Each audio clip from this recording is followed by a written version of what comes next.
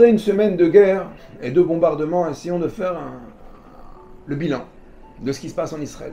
Alors, il n'y a plus de jour, plus de nuit. Les sirènes peuvent retentir à n'importe quelle heure. Tôt le matin, en pleine nuit, le soir, l'après-midi. Il n'y a pas de règle. Mais dès que ça sonne, chaque citoyen doit se rendre à l'abri. Hommes, femmes, enfants, des familles doivent se rendre dans les miklates. Certains en ont à la maison, certains en ont en bas de l'immeuble, des miklates communs.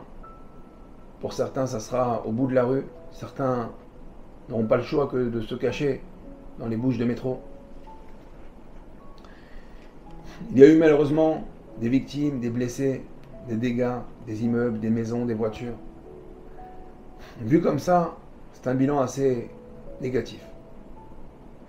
Mais regardons avec les yeux de la Torah.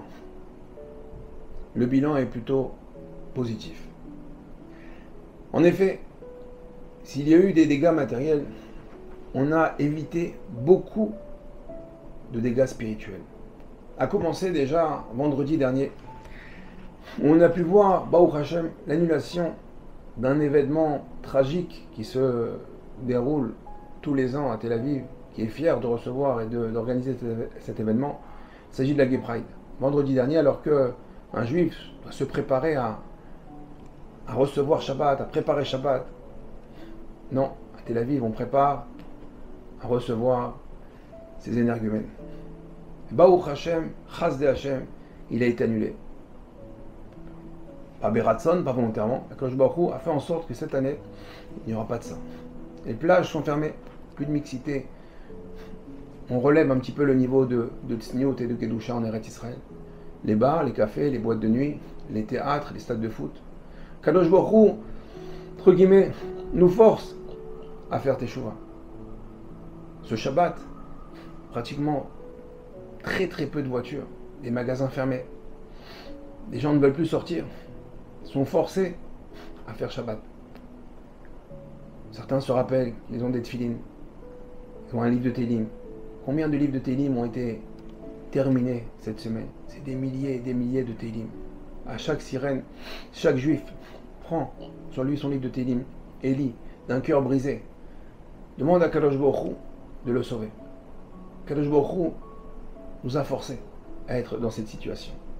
Aujourd'hui, Kadosh Baruch Hu a fermé pratiquement tout Israël.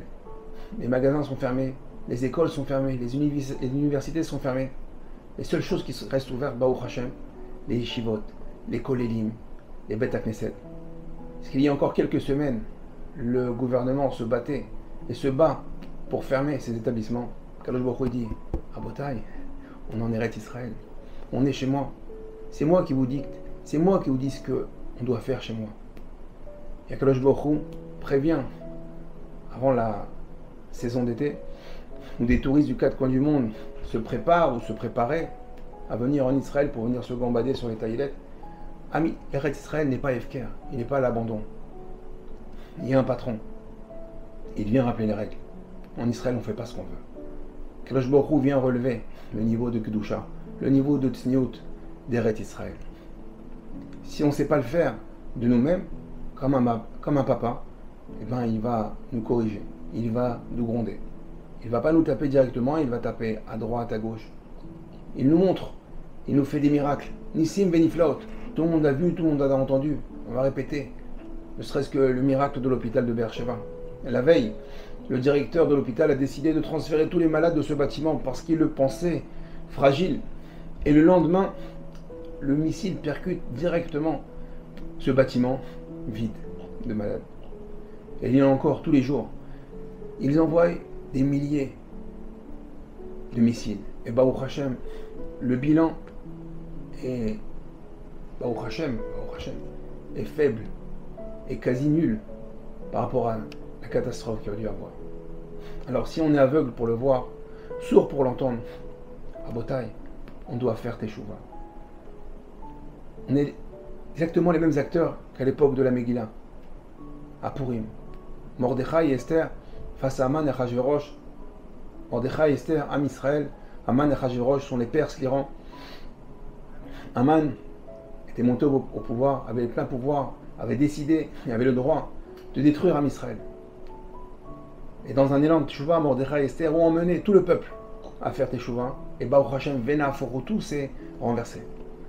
Alors pour celui à qui ça ne plaît pas de voir Israël comme ça, où les magasins sont fermés, où les plages sont fermées, les cafés, les bars, les discothèques, et voir que des yeshivot et des kollels qui fonctionnent, je vous rappelle, si on veut voir la délivrance finale, la venue du Mashiach, d'après vous, quel aspect aura Eretz Israël?